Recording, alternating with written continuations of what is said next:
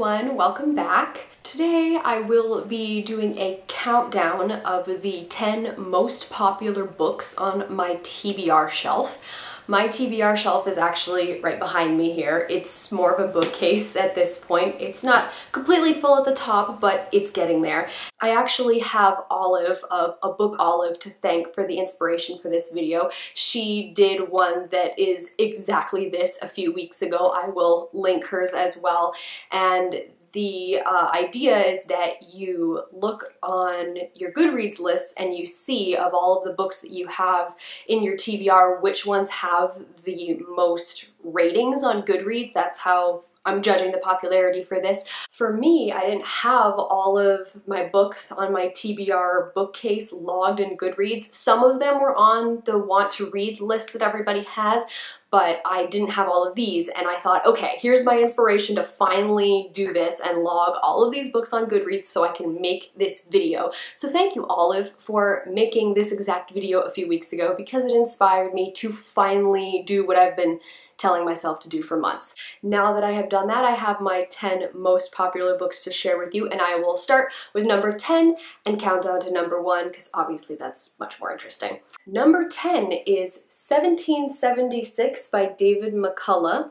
This is a nonfiction book about the American Revolution, and it has been on my shelf for a long time. I believe I picked this up at a library book sale a number of years ago, and I still haven't lost my want to read it, I just haven't gotten to it, but I definitely can understand why this would be number 10 because I feel like this was probably on like the nonfiction bestseller list for a very long time. David McCullough is a very well-known author when it comes to nonfiction books. I am still looking forward to getting to it. I love learning about history. It just, you know, the time hasn't come yet. The time hasn't come with any of these yet, but maybe this will push me to read some that have been on my bookshelf for a really long time. The 9th most popular book on my TBR shelf is David Levithan's Everyday. This was popular a few years ago. It is a YA book, and it's about a person that wakes up in a different body every day. It's been so long since I've like even glanced at this, and I feel like it was very popular at the time, and it would be a really quick read too. It's just, it hasn't happened yet. Yeah, it's every day a different body, every day a different life, but he's in love with this girl, so he's trying to find her even though every time he wakes up he's in somebody else's body. It is a cool concept. I can see why it's popular, but I just haven't gotten around to it. Number 8 is The Forgotten Garden by Kate Morton, and I have to admit this was probably a cover buy. I have a few of Kate Morton's books. I have 2 other ones on my TBR shelf. I haven't read any of her books, but I bought them because I really like the way they look, and every time I mention them in a book haul, people say that they are really good, but I just haven't actually gotten around to reading them. I do not remember at all what this one is about, so maybe maybe I should finally give this a try. This is obviously her most popular one, or probably her most popular one, because I have 3 of them on my shelf, and this is the only one that made the list, but yeah, she's from Australia, so that's cool, you know. Read some more Australian authors. Number 7 is one that I've seen kind of a lot recently on BookTube, and that is Midnight in the Garden of Good and Evil by John Berendt. I believe this was recently mentioned by Katie over at Chapter Stacks, at least semi-recently. I think she read it within the last year or so, if I'm remembering correctly, and I picked this up less than a year ago at a book sale, library book sale. When I picked this up, I actually thought it was fiction. The way the description is on the inside cover, it basically says like, you think it's fiction, but it's nonfiction, and it takes place in Savannah in the 80s. There's a murder, and you have to figure out what happened, but it's like, you know, it's gonna have such a good feel to it. I mean, even this cover, like, it just speaks to the sort of aesthetic you're going to get reading this book.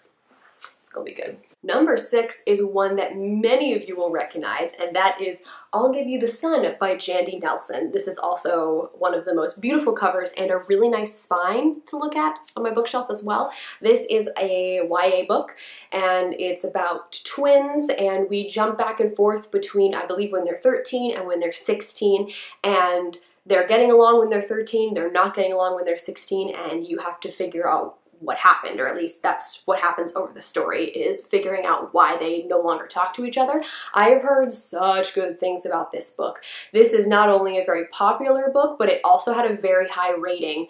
When I sorted my books by highest rating as well, at least the ones on my TBR, this was also made that list as well. So it's just had such a good reception. I know people that have read this book multiple times because they liked it so much, and I haven't done that yet, obviously, but maybe someday. Number 5 is actually one that I have been meaning to get to this year. I put it on a video that I uploaded at the beginning of the year of books that I wanted to read in 2018, and that is Rebecca by Daphne du Maurier. I feel like everyone knows about this book, and so many people have read it, and so many people like it. A lot of people love it, and even the people that don't love it still seem to think that it is a very good book, which of course just raises the expectations up even higher. Never mind the fact that my name is Rebecca, so I've heard about this book on and off throughout my life. It really is time that I read this book. Maybe I'll read it in October when the weather starts to get colder and it matches the sort of gothic feel that this book has, but we shall see. The next 2 books, numbers 4 and 3, actually go together, so I will talk about them together. Number 4 is Inferno by Dan Brown, and number 3 is The Lost Symbol, also by Dan Brown. These are books 3 and 4, 3 and 4 in the Robert Langdon series, so you will know the Da Vinci Code, Angels and Demons, those are both part of this series. These are the next 2 books. I read Angels and Demons and Da Vinci Code a long time ago, like when I was 12, whenever there was that huge obsession with the series and it just like swept the nation. Whenever that was, it was a long time ago. I remember listening to it on audio CD on my little portable CD player, so it was a long time ago. And I picked up these books because I did enjoy those other ones, but the hype has kind of died down, and although I definitely still remember bits and pieces of both, I'm not as attracted to them anymore, but I can't get rid of them either. So because Dan Brown then became such a popular author, that would explain why these books are so high on this list. I have no idea what happens in either of them, but I'm sure they'll be a wild ride. I have read other books by Dan Brown that are not Robert Langdon related, and I liked those as well, so someday. The second most popular book on my TBR is Patrick Rothfuss's The Name of the Wind. I feel like there are a few of you out there who are looking at your screen right now and saying, you have this book and you haven't read it yet? Because people love this book. And this was actually a secondhand copy. My friend ended up being given 2 different copies of the book, so she gave me her slightly more battered mass paperback edition with the plan that at some time in the future we will read it together. So I guess that's maybe part of the reason why I haven't picked it up yet, but it is a fantasy book and it is so well loved. I don't really know much about it other than people love it. And I would like to read it someday because I'm always looking for a really good fantasy book that will suck me in, just because I used to be so into fantasy when I was little and I'm just not that into it anymore. So if something like this can sort of pull me in, that'd be great. I'd love that. And the number 1 most popular book on my TBR is, drumroll please, Fahrenheit 451 by Ray Bradbury. Now, I do have to say that I think part of the reason why this book is so popular is because many people have to read it for school. I never had to. There were a few times where I had a chance to have chosen the book over something else, but I chose other options instead. So this one has like a few 100,000 more ratings than the other books on this list, and I think that's why, just because the US education system uses this book a lot.